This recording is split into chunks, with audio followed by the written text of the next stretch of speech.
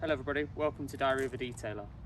Today we're at a customer called Danny's house and he has a very beautiful Rolls Royce mulliner parkward coupe. You'll have to excuse me for standing under the tree. I'm currently in the shade as the lights are quite bright as I'm staring into the cameras talking to all of you.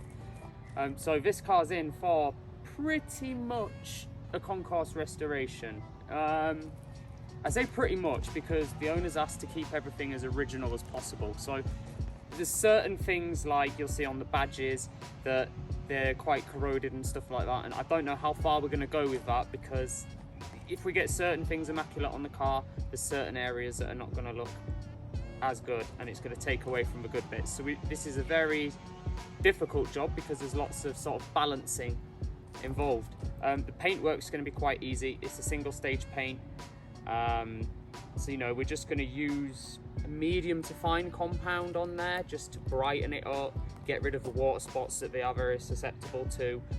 We're not going to ceramic coat it because ceramic coatings, a lot of people say, oh, they prevent water spots. They don't. It's a lie. They make it worse, if anything, unless you add a top coat on with it. Now, single stage paint is already bad enough for water spots, so we are not going to ceramic coat a single stage car.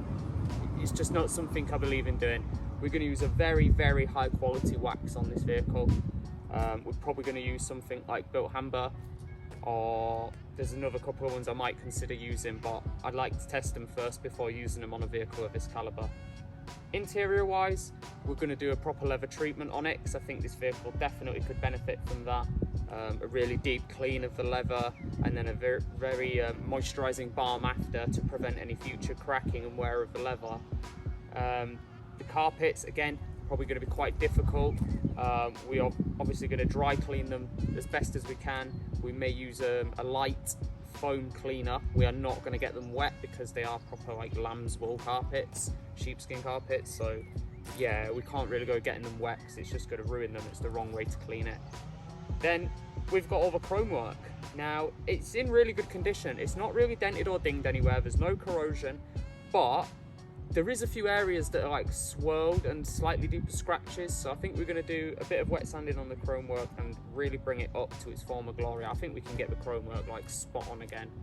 And on a car like this, I mean, look at the grille, the bumper, the lights, all of it's chrome. And this is what these cars were about in the day, and I think that is the best detail on this car, and it's got to be absolutely perfect. So we're going to crack on now, do some work, might give you a few little pointers and talking bits through as we go, and yeah, see you in the details.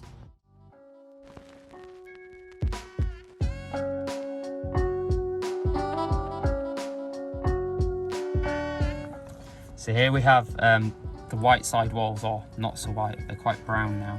So I've put a degreaser on there, and we're just going to give them a light little bit of agitation. And as you can see, this compared to this, it's like brand new.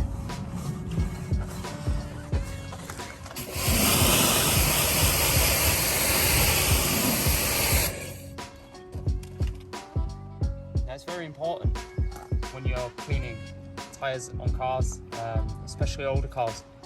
Tyres contain a thing called ozonants.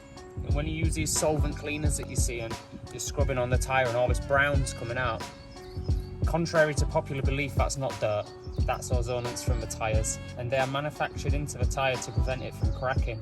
So on a vehicle like this that's over 50 years old and it's still on its original tyres at 27,000 miles, the last thing you want to be doing is spraying solvent cleaners on the tyres, which could risk them cracking, especially when they're in such absolutely brilliant condition. There's no cracks on these tyres. I'm astounded how well these have kept. This vehicle's been stored in Spain, in Andorra, in a barn for, I think they said about 10 years. To say this has been sat for 10 years, there's no flat spots in the tyres and there's no cracks. That says to me somebody's stored this in the correct manner. They've kept the tyres moisturised, they've kept turning the tyres on occasion to make sure they don't get the flat spots, and it wouldn't surprise me that it's probably been started up on the odd occasion as well and moved back and forth to prevent the brakes from seizing. The owner has took me for a little drive in this car and it stops, it goes just as it should. And I'm surprised because these cars with their mineral oil braking system are renowned for having continuous problems with them. But this car, This one seems to be one of the rarer ones.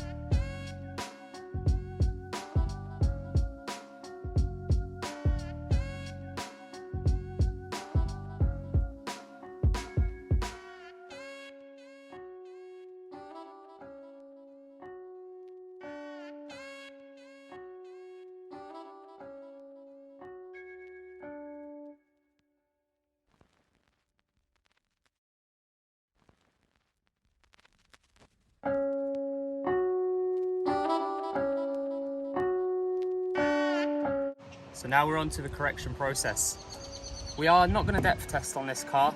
Some people might go, whoa, why not? Well, we're only using a medium to fine compound. If there was that little paint on the car, you know, you would definitely be able to see it. It'd have some significant damage. It'd be peeling in places. It's Rupes yellow compound, if anybody knows it. It really isn't aggressive at all. It's just light swirls and glossing really, but you can see the difference, you know, from water spotted, you know, really oxidized, horrible looking paint to something that looks quite, I mean, yeah, it's not perfectly corrected. There's some deeper marks still in it, but it's a 50-year-old car. Do you really want to go chasing that and risk damaging the paint?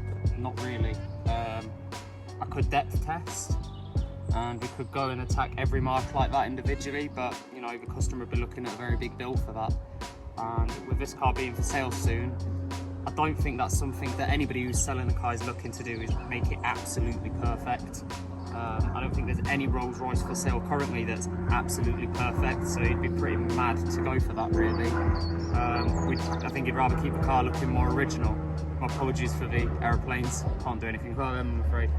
But yeah, we're going to carry on and yeah, let's see how good we can get this whole car looking. We're going to try finish the correction today if we can. It's going to be 1 to 2 stages. I'm going to see how this first stage comes out, and if me and the owner are happy with it, we'll stay there. If it needs a further stage, we'll go there. I think we will end up doing a fine stage on it though, just because a car like this, why not gloss it out? You're not removing any more, so more reward, no risk. Go for it.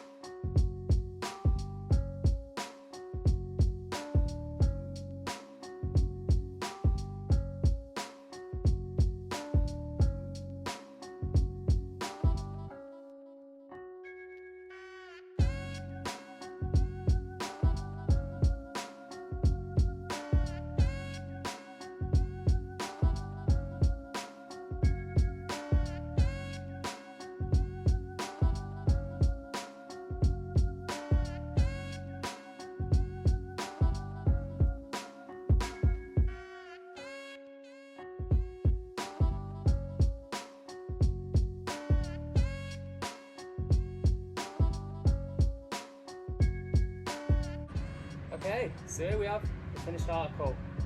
1970 Rolls Royce Mulliner Parkward Coupe. So a bit of history about the car as well. In the day when cars like this were built, they were not built how they are now. The mechanicals and the chassis was built by Rolls Royce, or Bentley if you spec it that way, and the body itself was built by the Mulliner Parkward company. They're all British companies, as I'm sure you know. Mulliner Parkward for many years built many bodies for many different vehicles. I'm sure if you go on Wikipedia or you go on Google, you can see many examples of the different ones. However, this is probably one of the most well known and one of the best ones. It's got some really interesting features, such as the spirit of ecstasy. If it is to get knocked, it is spring loaded and does just simply spring back into place, which is quite an interesting feature. It also features fully electric windows. It's got an 8-track cassette player, which is pretty nifty, and it's got things on the inside which is just a bit mad for a car of its year. Like the HVAC system is really elaborate. The braking system, the way it works, it all runs off mineral oil in conjunction with the suspension. Yes, it can be problematic, although I'm told from the owner that this car stops and rides absolutely perfectly, which I've witnessed myself on a short drive that we had. The engine sounds fantastic, and even for a 50-year-old car, you'd expect on cold start after being sat for over a week you'd get a bit of smoke, and nothing. You know, I'm really surprised by how smooth and clean it runs. The owner's listing this car for sale soon. I think it's done around 27,000 miles.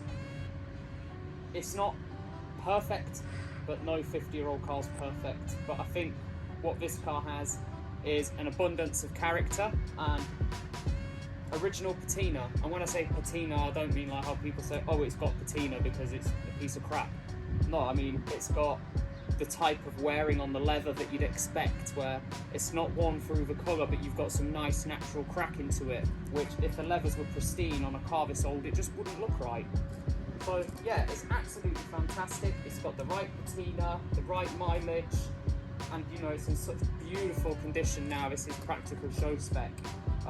We've done a concourse detail on it. It's had a 3-stage paint enhancement. It's had a coating put on it, although not a ceramic one, as we said earlier in the video about the water spotting issues. It's had all the chrome work polished, so all the swirl marks have been removed from all the grille that were previously here in the bumpers and the headlight surrounds. The mirrors have been polished, all the chrome work around the car's been polished, in the door jambs have been polished, the chrome hubcaps have been polished. The only inch of this car we did not touch, and for very good reason, was the engine bay, because it's a very honest car. There is a bit of dust and grime in there, however, there is no oil leaks. And on a car that is very well known for mineral oil leaks, we figured it would be best practice to leave that for the new seller to see just how honest the car is. So with enough of my babbling now, we will now go on to having a cinematic view around the car of the work done and how it looks after. Remember guys, to like, comment and subscribe, as it does help that algorithm. I said subscribe.